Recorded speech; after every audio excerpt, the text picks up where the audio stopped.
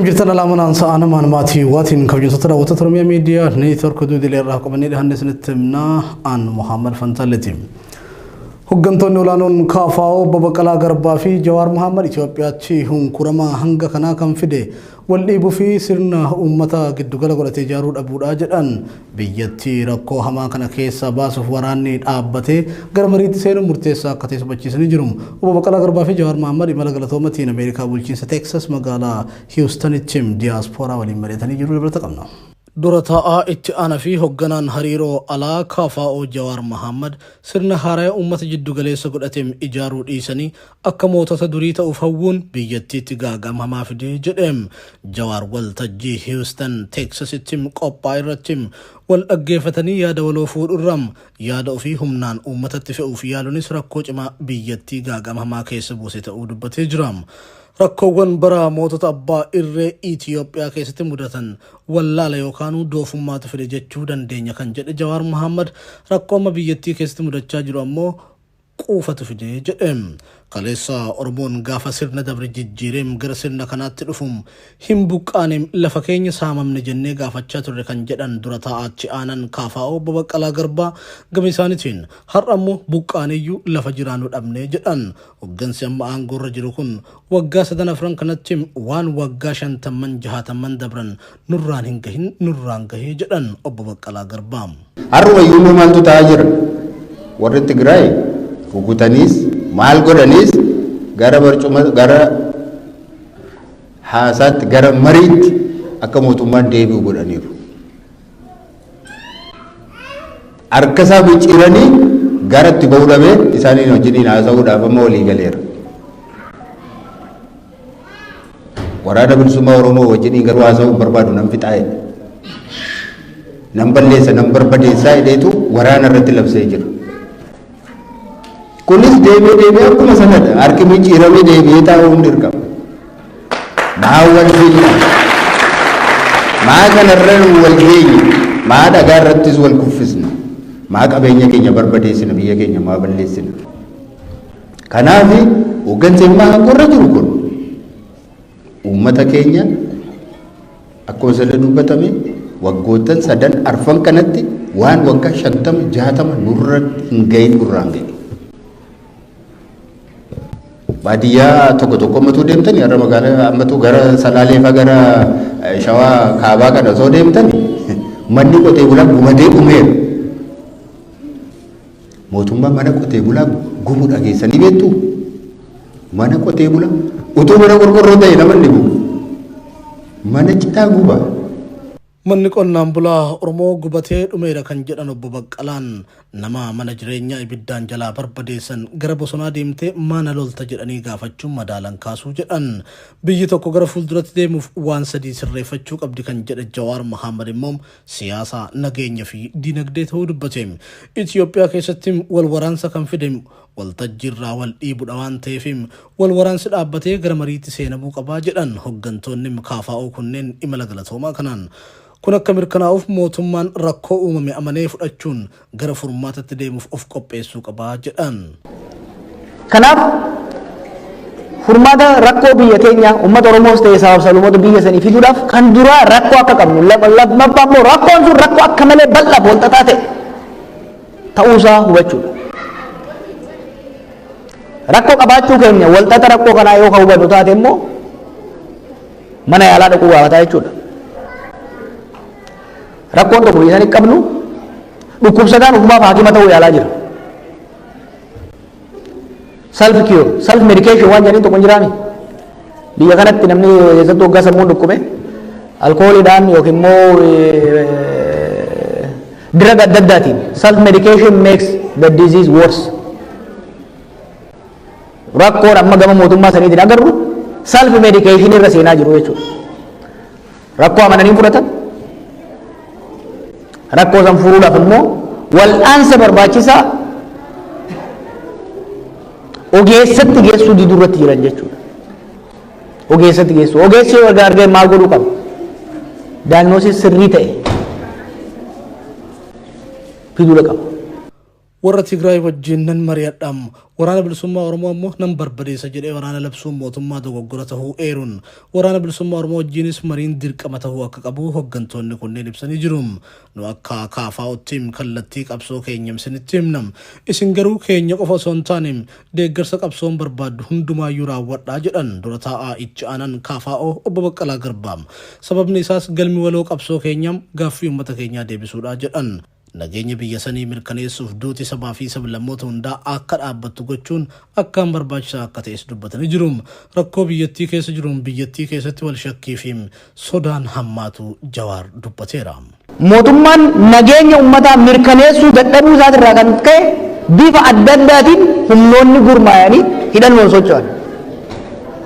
Kun immoo wal shakkiif wal sodaan daran akka hammaatu godhee jira jechuudha.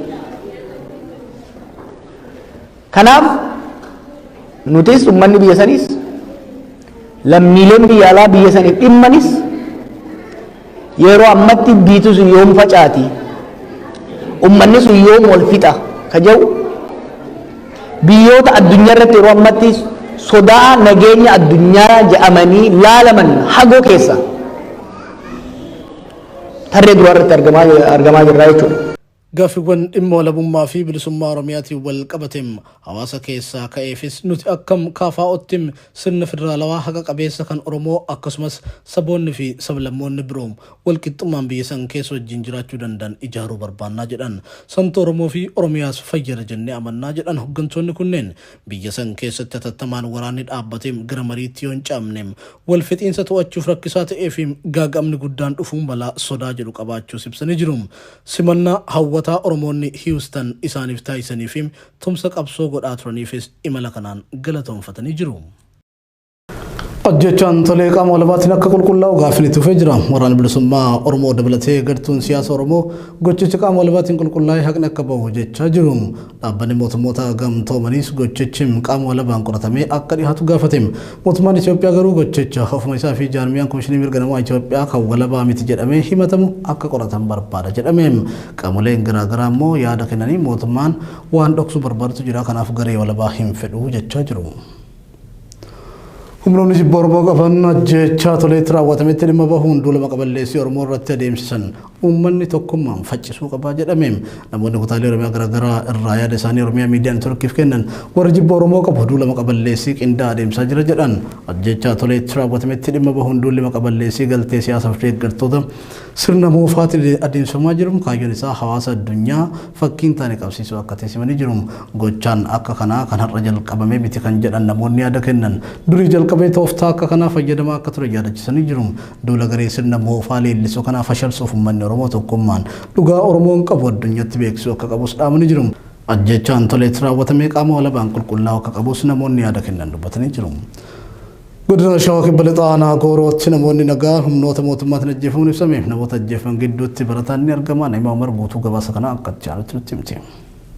Jiraattonni aanichaa Oromiyaa miidiyaa neetwoorkiif yaada laatan aanaa Gooroo magaalaa Gururaa Goraa ganda Leeman Abbuu Jaamu keessatti barataa kutaa 12ffaa kan ta'e dargaggoo Mustafaa Hamzaa humnoota mootummaatiin ajjeefamuu himani. Aanichatti kan argamu ganda Doogamaa Jaamu keessaa immoo namoonni lama kanneen maqaan isaanii nu hin dhaqqabin ajjeefamanii jiraachuu dubbatanii jiru.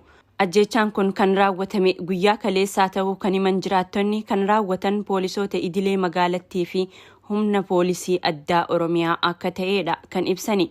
Humnoonni kunneen dargaggoo Mustafaa Hamzaa kan ajjeesan lama tahaniitii kan jaan jiraattonni osoo inni mana barumsaatii bahee gara manaa galaa jiru haala suukkanneessaa ta'een ajjeesan jechuun himu.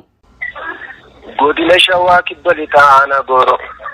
Isaa barataa kutaa 12 karaa deema moodela hojjetee osoo galaa jiruuti poolisiin Oromiyaa itti gaafatamaa isaanii nagaasaadhaa fi dirribaa jedhamantu rukuttaa jiichaa tokkosaa lukarra yoo rukutu dirribaa kan jedhamu immoo laphee gidduu rukutee itti deddeebisanii harkaadaa malee ajjeesan. Waraanni mootummaa hawaasa nagaan jireenya ofii jiraachaa jiru halkan edaa irraa eegalee dhukaasa itti bananii goolaa jiranii jaani. namoota ajjeefaman maleellee kanneen rasaasaan rukutaman hedduun jiraachuu fi hedduun isaanii immoo ganda irraa baqatanii jiraachuu himanii humnoonni kunneen gandoota aanichaa baay'ee keessa bobba'uun dargaggoota baay'ee mana hidhaatti guuraa jiraachuu fi jireenya hawaasaa goolaa jiraachuu jiraattotarraa odeeffanne. Dargaggoonni aanichaa jumlaadhaan humnoota kanneeniin guuramaa jiran kunneen guuramuu malee mana hidhaa kamitti guuramaa akka jiran wanti beekame hin jiru jedhani. Ijoollee reebisi laga ijoollee baay'ee reebamee dargaggeessa akka ganda keessaa baasanii jiru. Boo'ichallee walitti dhufu dargaggeessi mataan dargaggeessaa boo'ichallee hin deebine.